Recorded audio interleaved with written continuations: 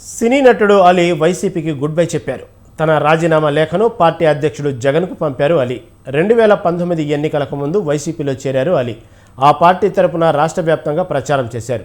2022లో అలీని AP ప్రభుత్వ electronic media సలహాదారుడిగా ప్రభుత్వం నియమించింది. ఆ పదవిలో ఆయన 2 ఏళ్లు కొనసాగారు. 2024 ఎన్నికల్లో ఆయన తనకు ఎమ్మెల్యే అభ్యర్థిగా సీటు వస్తుందని భావించారు. కానీ ఆ ఆశ నెరవేరలేదు. టికెట్ దక్కకపోవడంతో ఎన్నికల సమయంలో అలీ ఎక్కడ కూడా కనిపించలేదు.